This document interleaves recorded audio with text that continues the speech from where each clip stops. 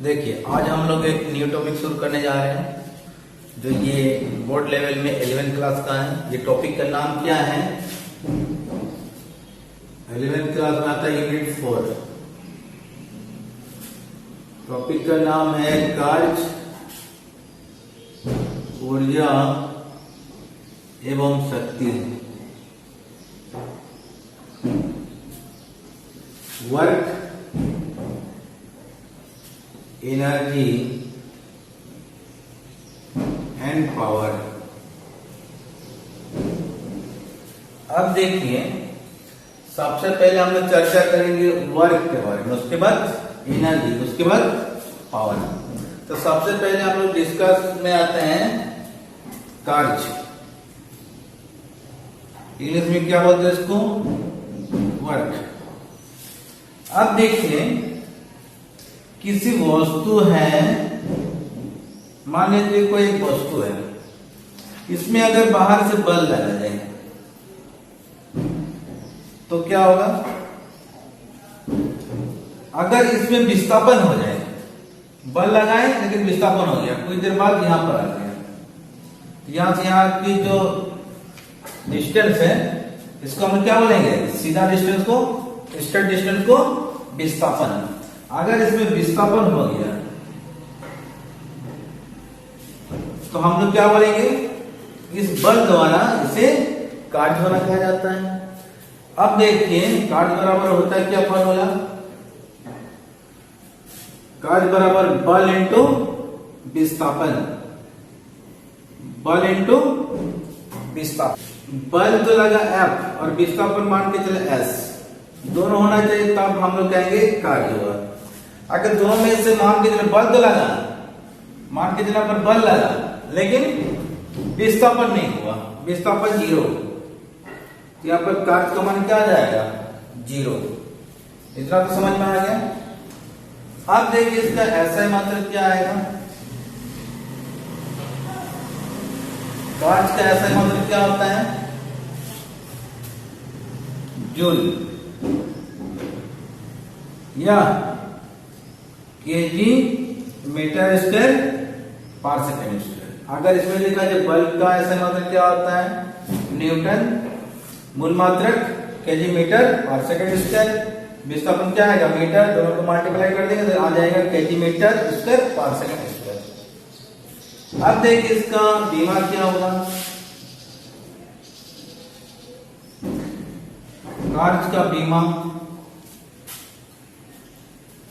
अब देखिए, बल का क्या होता है? mLT का परमाणु इसको, अब विस्थापन का लेंथ L क्या हो जाएगा?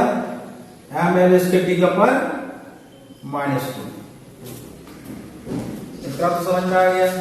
अब देखिए, तीसरा पॉइंट में दिखा रहे हैं कि कार्य का सीरियस मात्रक क्या होता है? कार्य का सीरियस मात्रक होता है अर्ग, ERG, अर्ग। और कार्य कौन सा राशि में आएगा? कौन सा भौतिक राशि में है? सदिश है कि आदिश है? तो ये आएगा, इसका दिशा कोई निश्चित नहीं होता है, जिसका लिए हो जाएगा आदिश राशि। कार्य आदिश राशि है, कार्य आदिश राशि है। अब देखिए, ये आदिश क्यों आया, इसको पूरा जानने के लिए इसके आगे वाले टॉपिक में हम लोग डिस्कस करते हैं। चलिए दिखाते हैं। अब देखिए, हम लोग देखेंगे नियत बल द्वारा किया गया कार्य। नियत मतलब क्या? कांस्टेंट। नियत बल इंग्लिश में इसको क्या बोलते हैं? कांस्टेंट, कि एक जैसा बल लगेगा। अब देखिए, नेक्स्ट टाइम हम लोग क्या पढ़ेंगे इसके आगे? परिवर्तित बल द्वारा किया गया कार्य। परिवर्तित बल क्या है? तो उसमें चेंजिंग होगा, कार्य एक जैसा नहीं करेगा। कभी बल ज्यादा लगेगा तो ज्यादा कार्य होगा, कभी कम लगेगा तो कम कार्य होगा। लेकिन यहाँ पर क्या देखेंगे? नियत बोले तो कोई भी वस्तु है, मान के चलिए यहाँ पर एक वस्तु है, ये धरातल है, क्षैतिज। क्षैतिज के साथ कुछ कोण बनाते हुए इस दिशा में बल लग रहा है, मान के चलिए यहाँ पर कुछ कोण बन रहा है। कोण क्या है? थीटा। अब इधर से बल जब लग रहे हैं, मान के ऊपर से हम रस्सी से कोई वस्तु को खींच रहे हैं, तो ये पार्टिकल क्या है, धरती के साथ इधर जा रहा है, धरती में घर्षण के साथ जा रहा है आगे की ओर, लेकिन हम खींच रहे हैं ऊपर की ओर। मान के चलो रस्सी बांध के पत्थर को खींचा जाता है, तो यहां से कुछ देर बाद देख रहे हैं यहां तक आ गया पत्थर या कोई वस्तु, तो यहाँ पर हम लोग लंब डालेंगे ना, तो यहाँ पर देखिए 90 डिग्री कोण बन रहा है। यहाँ पर पाइथागोरस थ्योरम के साथ हम लोग देखेंगे कि अगर cos का लिया जाए तो क्या आएगा b/h। इसका वैल्यू क्या है, इस घटक का मान क्या आएगा, यहाँ पर जो घटक प्राप्त होगा इसका मान क्या आएगा, तो हम लोग लेंगे cos थीटा b/h। h में क्या है, बल लग रहा है F, तो यहाँ पर लिख सकते हैं cos थीटा बराबर b/h का वैल्यू क्या है F, तो b बराबर क्या आएगा F cos थीटा, यहाँ पर क्या आएगा F cos थीटा। अब देखिए इसका परिमाण हम लोग कैसे दे सकते हैं। देखिए यदि कोई वस्तु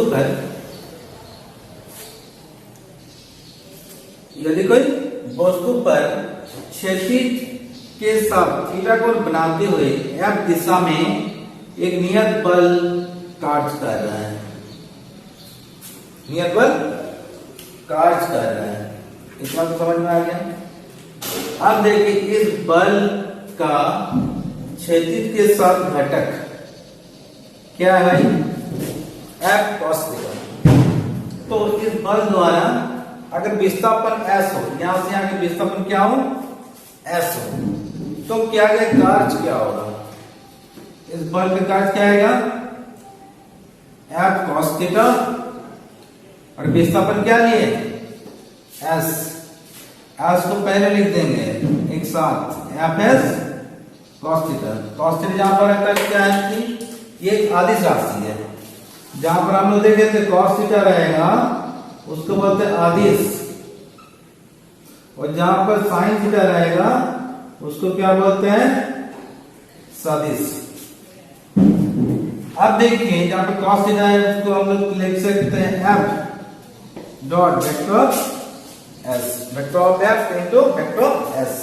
यहां पर आएगा डॉट प्रोडक्ट, डॉट प्रोडक्ट बोले तो ये एक आदिश राशि में आ रहा है, मतलब कार्य कौन सा राशि में आएगा, ये एक आदिश राशि में आएगा, आदिश राशि। कैसे देखिए एक नंबर स्पेशल केस में देख रहे हैं,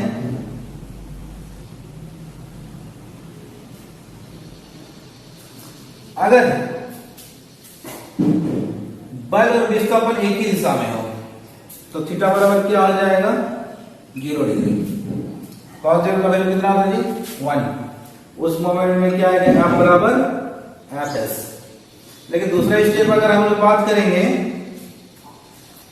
बल और विस्थापन एक दूसरे के लंबवत हो, लंबवत का होता है अभिकेंद्री बल, अभिकेंद्री बल द्वारा क्या गया कार्य क्या आ रहा है देख रहे हैं, W बराबर F cos 90, cos 91 0, तो W बराबर क्या जाएगा 0। यहाँ पर क्या देखने को मिल रहा है कि अभिकेंद्री बल में क्या होता है कि बल की डायरेक्शन होता है अंदर की ओर, लेकिन वस्तु भागता है 90 डिग्री में। इस मोमेंट में क्या आएगा, अभिकेंद्री बल द्वारा किया गया कार्य क्या होता है शून्य होता है। अब तीसरा स्टेप देखिए, अगर बल और विस्थापन एक दूसरे के विपरीत हो, विपरीत कब होगा जब न्यूटन का थर्ड नियम पालन करेगा।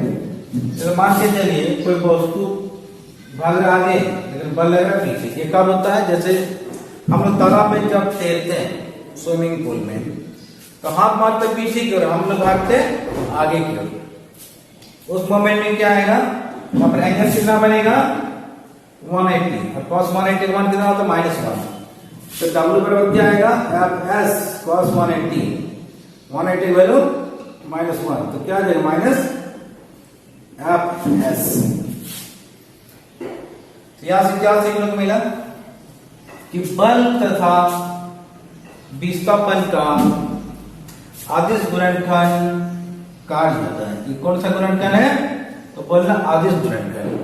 लेकिन बोर्ड लेवल में ऐसा सवाल आता है कि बल तथा विस्थापन का आदिश गुणनखंड क्या होता है, 4 का ऑप्शन दिया रहेगा, तो वहां पर क्या लिखना है कि कार्य लिखना है। दूसरा बात क्या है कि अभिकेंद्रीय बल द्वारा किया गया कार्य क्या आती है, तो क्या लिखना है, यहाँ पर शून्य होता है। इतना समझ में आ गया।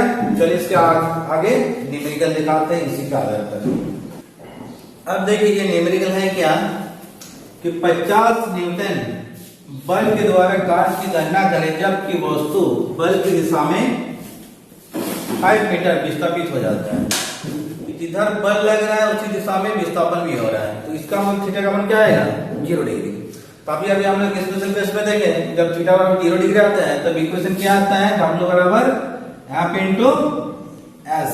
ये फॉर्मूला पुट कर देंगे, सीधा सीधे बन जाएगा।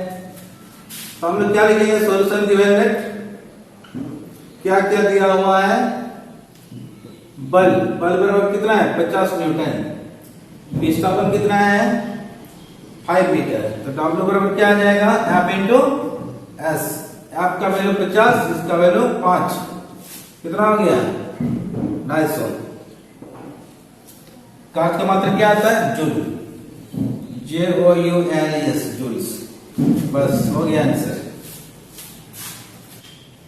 अब देखिए ये सवाल क्या दिया है, ये सवाल उसी प्रकार का है लेकिन इसमें क्या दिया, सीजीएस फंक्शन में दिया है। सीजीएस फंक्शन में हम लोग क्या जानते हैं कि कार्य का मात्रक हम लोग पढ़े हैं, सीजीएस फंक्शन में आर्क होता है, आर्क। अब देखिए इसका आंसर आर्क में आएगा। सबसे पहले सवाल देखिए, सवाल क्या है कि 25 डाइन के द्वारा कार्य की गणना करें जबकि वस्तु बल की दिशा में 10 सेंटीमीटर विस्थापित हो जाता है। अब ये सीजीएस फंक्शन में दे दिया तो सीजीएस फंक्शन में आंसर आ जाएगा।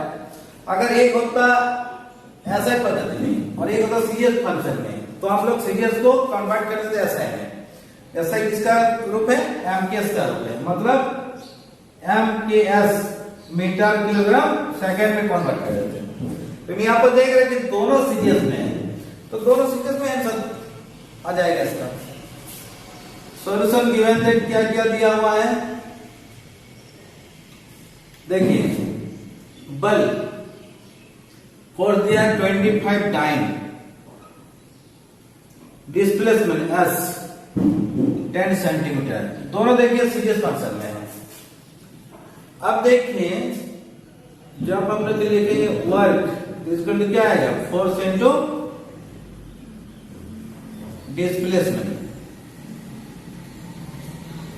फोर्स का वैल्यू कितना है 25, डिस्प्लेसमेंट 10 सेंटीमीटर, तो कितना आ गया 250 क्या आ गया, आर्क 250 आर्क।